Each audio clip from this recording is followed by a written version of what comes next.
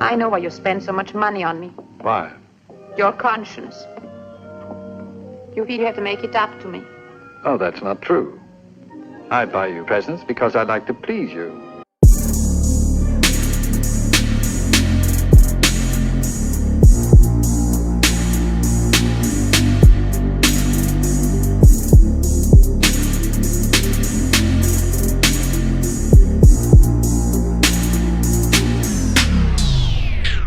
If you love listening to this show, please consider giving a rating and a review on Amazon Alexa or wherever you listen. We want to continue bringing you this amazing content, and part of our ability to do that means that we need a big audience. Now, it may not seem like much, but rating and reviewing the show will help more people find us, just like how you found this show. Simply on any podcast platform, search for a show, scroll down to the bottom, and push 5 stars. It's that easy. Thanks for supporting the show.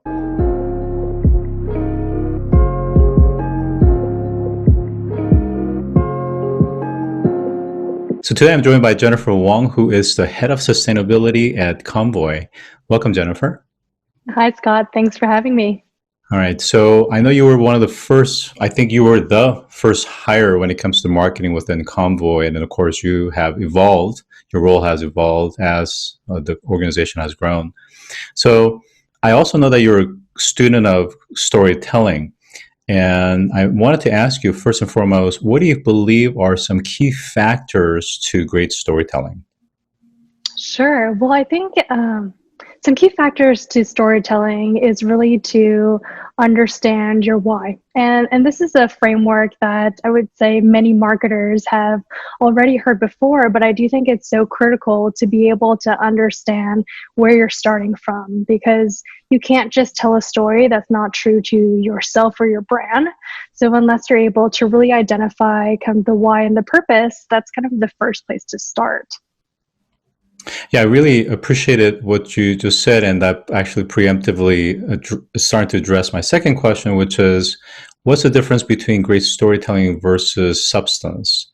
And the reason I bring that up is, I think for Convoy, it's like I said before the interview, it's symbiotic for you guys to be efficient from a logistic perspective, and which also has a positive externality of positive impact to climate change action. Sure. Now, but for other brands, there is a lot of interesting storytelling, but to your point, the why, the mission statement, and the what and how they measure may be kind of questionable. What are your thoughts about that? Yeah, I think for Convoy, I feel very fortunate to be at a company where sustainability and our purpose is so inherently core to our business. So as we grow our business, really moving shipments, thousands of shipments a week, businesses are able to save costs on transportation, truck drivers are able to earn more money, and there's a lot of carbon emissions that are prevented because of this more efficient method of moving freight across the country. So for me, I feel very fortunate to be able to tell a story like that on behalf of Convoy. I think for other brands, when they're thinking about storytelling, it really should be authentic to what they're able to deliver in terms of the promise to their customers. And speaking, when you're referencing kind of other stories that brands might be telling that aren't as authentic, I think they should start kind of internally really addressing sustainability, making sure that it is core to their business. I see a lot of companies trying to add sustainability almost as a program on top of their business operations. But when that happens, then you start to see a lot of conflicts down the road, because now businesses have to think, well, how much am I willing to pay to be green? Or how much am I willing to increase our product costs to provide livable wages to the people in my supply chain? So businesses really need to think about incorporating sustainability into their core business practices to be able to tell kind of an authentic story of how they're actually delivering positive environmental and social impact. So I think I made a determination in my mind that I'm going to take that little clip and keep on playing it to brands that I feel that are being inauthentic. So thank you. I think that was beautifully phrased. Now, you mentioned in one of the media articles that you were interviewed for that one of the most important things that you value is time, because you see time as a dimension not just a resource, but as a currency. And just to put that in context, broader context, time, I think not just for you as an individual, but time for us in terms of our survivability on Earth. According to EPA, transportation accounts for some 30% of greenhouse gas emissions, as you know, and most of that is coming from burning fossil fuels, the trucks, the ships, the trains, and the planes, right? And 90% of those fuels are really petrol-based. And I'm part of an organization called We Do Not Have Time, which is an activism for climate change combat. What is Convoy, and what is it doing to reduce carbon footprint within the travel and transportation sector? Sure. Yeah, I think time is critical and important. The window to really affect climate change is closing. I think there's a lot of evidence of that with the frequency and intensity of a lot of weather-related occurrences that are happening just day to day. And with the trucking industry and with Convoy, I think it's pretty shocking the amount of carbon emissions, particularly around wasted emissions that happen in transportation. And you named a few stats, particularly from the EPA. And I think most people are maybe blissfully unaware of this, especially because almost everything around you gets to you because it has been on the truck. And I think as consumers, we see trucks kind of moving down the highway and we don't really think deeply about what goes into moving them, how much waste occurred there. But I would say if those trucks had clear sides and consumers could see what was on the inside, they would be surprised and probably a little bit disappointed to see oftentimes the truck is empty. It doesn't have anything inside. And what we found with our research is that about 35% of the time, there's nothing in the truck because of the inefficiencies of finding the best positioned truck driver for any particular shipment. So that's really the core problem that Convoy has been solving today, where we're able to reduce a lot of this just obvious waste, just keep the trucks full. So last year we did have kind of a new innovation that really changed the way that trucks were being filled. It's called automated reloads. So with that, we're able to use our machine learning and technology to be able to more efficiently batch loads. So truck drivers are driving fewer empty miles. And in doing so, it actually reduces carbon emissions by 45%. And this year, we launched another feature called Green Appointment Windows. So by finding optimal appointment windows at the pickup and delivery, again, that's another way to reduce the empty miles driven by a truck driver because it optimizes their schedule, and that reduces carbon emissions by 36%.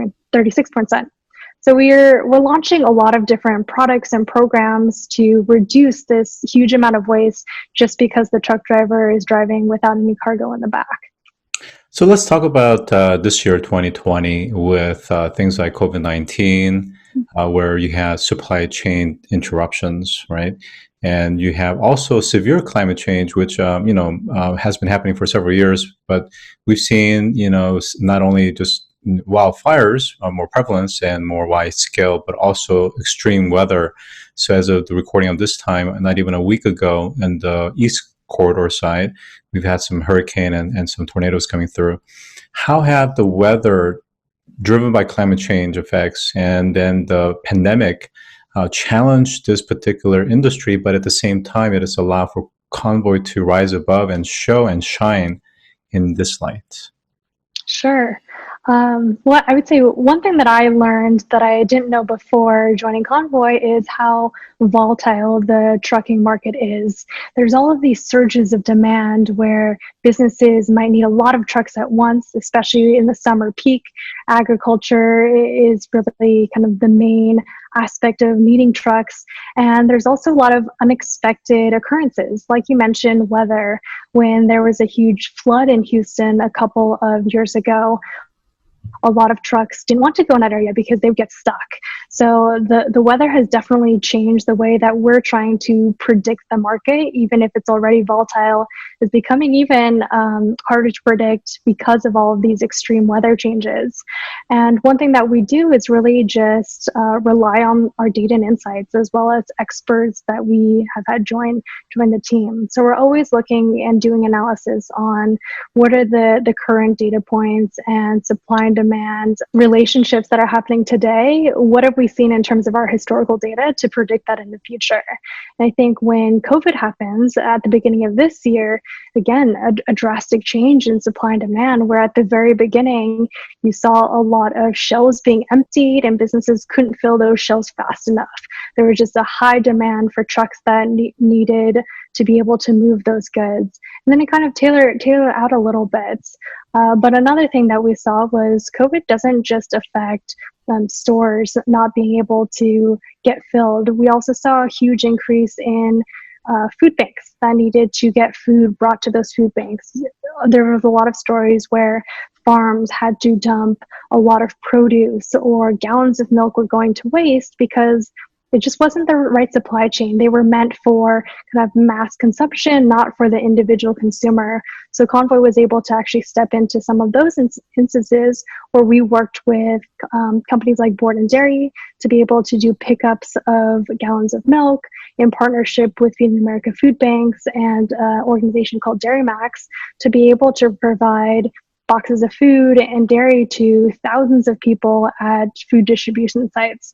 And that was just a quick way to reinvent the supply chain when the existing supply chain broke because of the new way that this food and dairy had to be transported.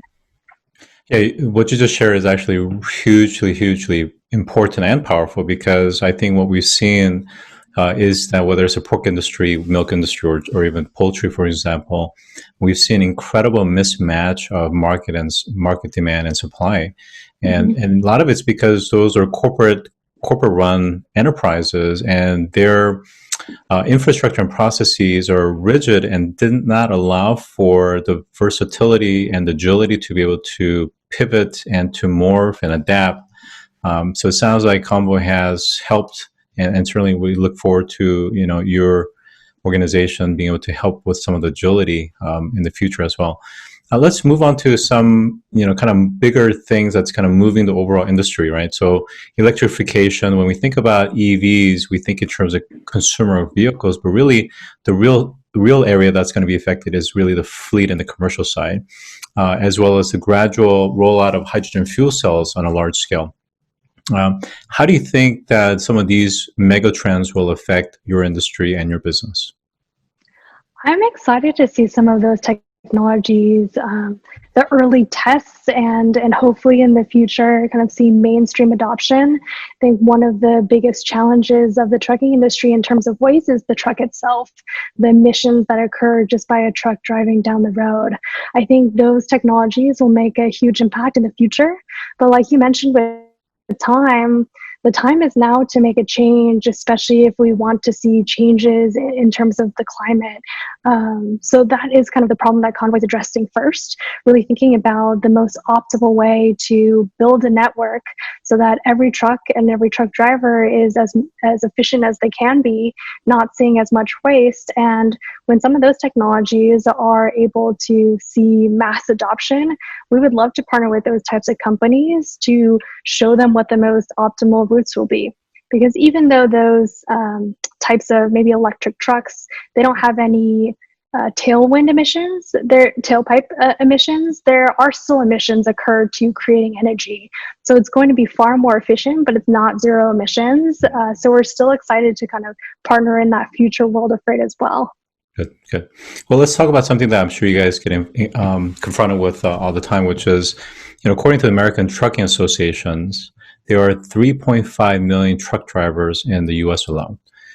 So what's going to happen as vehicle autonomy level 4, level 5 becomes more ubiquitous and the driver becomes either part-time or maybe at some point not even necessary? Sure. I think One thing that might happen is a change of roles. One thing that we see existing today are airplanes, where airplanes can almost fly themselves from takeoff to landing, but you still have two co-pilots in those seats. And the reason, there's many different reasons, whether it's safety, insurance, I would say all of those reasons will likely translate to the trucking industry as well. I think autonomous truck driving will actually keep the road safer, but a person in the truck will actually be able to have a lot of different types of roles. They're not going to be the ones maybe sitting behind the wheel, but they'll have other roles that are going to ensure the safety and completion of that freight moving from point A to point B at the same time. Yeah, I think I agree with that. So, for example, we've done some evaluation of a startup called Locomotion AI coming out of Carnegie Mellon. And what they do is they basically do convoys, meaning that it's a caravan of fleet of trucks. The notion isn't that the humans go away, but rather you have a notion of a leader. So the leader, there's a driver with the full autonomy that is at the front, but the rest of the caravan or the convoy, they're allowed to rest and sleep safely as they follow the leader. And they can all independently be autonomous, but they follow a kind of a trending line. And then they switch. So it's this notion of human computation that works alongside artificial computation. So I think that is definitely the right way to go. But nonetheless, it will potentially have a reduction count in terms of the number of drivers that's needed overall. Can you tell us a little bit about what's next for Convoy and what are you guys looking to achieve from a messaging around sustainability? Sure. What's next for Convoy? First, we have a pretty long-term goal to prevent 72 million metric tons of carbon emissions from entering in the atmosphere. Those are just the emissions from those empty miles. And that's equivalent to about 4% of the emissions in the US transportation sector from last year. So it'd be equivalent to installing 15,000 wind turbines. And that's pretty incredible because that would just be the impact of us just focusing on our core business and really growing our digital freight network. One area that I am particularly excited about as well is our Supplier Diversity program that we launched this year. Supplier diversity means businesses are really looking to diversify the types of suppliers that they work with in their supply chain. And it's such a natural fit to our business model because Convoy really brings together the long tail of the trucking industry, really those owner-operators. So about 80% of those trucking companies probably have less than 6 trucks. So we're able to onboard them onto Convoy's platform and give them access to haul with these large enterprises that want to work with them because they want to support all of the diverse businesses and reduce a lot of the risk that might come to just single sourcing with a couple of suppliers. So we're already having a ton of conversations with customers that really are excited about dedicating more focus to this when they're evaluating kind of the future of their supply chain. Mm-hmm. My last question that I have for you is around data. So I know data is core to your platform. Data is so important that I know a few years back, IBM had acquired the data portion from the Weather Channel because their thesis was that so much of missed company earnings report was attributed to climate or weather. So weather has a huge impact when it comes to the logistics and freight moving. How are you guys using that kind of data as well as both not just owning, consuming, and analyzing, but also creating data as well?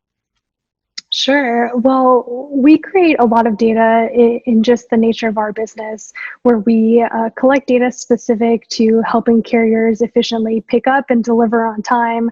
We collect data and insights to be able to help our customers optimize their transportation networks and specific facilities. A lot of it is actually our own proprietary data, where we have a large team of data scientists to be able to understand how we can help give better understanding of their business to our customers, as well as help understand how we can, again, continue to help truck drivers see higher utilization so that they can earn more money. In addition to that, we actually have a lot of different types of partnerships as well, where some data is passed to Convoy and Convoy's data is passed to partners. One particular type of partnership would be with transportation management systems. So with customers that are already using a transportation management system, but they want access to Convoy's supply of truck drivers, we're sending data over there so they're able to have a larger purview of their entire transportation network with Convoy's data included. So we have a lot of different types of partnerships like that as well, to be able to just use data and insights in the best way to help shippers make smarter decisions. Yeah. I mean, I think the two types of data sets I'm kind of keenly interested in is around, not just kind of the, regular patterns, but anomalies or outliers. So if you look at BLM protest, and there was an incident where I think a truck driver tried to go through a crowd, for instance, and then of course, climate change related events as well. These are potentially more real-time data. How are you guys sourcing kind of the real-time data and being able to dynamically make real-time re-optimization of routes? Sure. One area that we're sourcing real-time data today would be, and it's still data that we're actually collecting ourselves. But for example, if we see a truck driver is headed to a pickup destination, but they are 30 miles away when they should really be 10 miles away, so they're not going to make it to the pickup on time, we can actually put them on a different load, and then we'll actually pull another truck driver who's closer within that 10-mile range to be able to make that pickup on time. So we're doing a lot of the behind-the-scenes real-time optimization to ensure that from the customer point of view, that business sees a truck show up on time, but we're able to make that happen just based off of monitoring the position of the truck on its way to the pickup. And if that's not technically possible, then we're able to actually find another truck and put them on that shipment instead. Terrific. So with that, I've been joined by Jennifer Wong, who is the head of sustainability at Convoy. Thank you for joining today, Jennifer. Thank you, Scott. If you've enjoyed this episode, take a moment to rate our show on any podcast platform that you listen to. Scroll down to the bottom and push 5 stars. It's that easy. And as always, thanks for listening.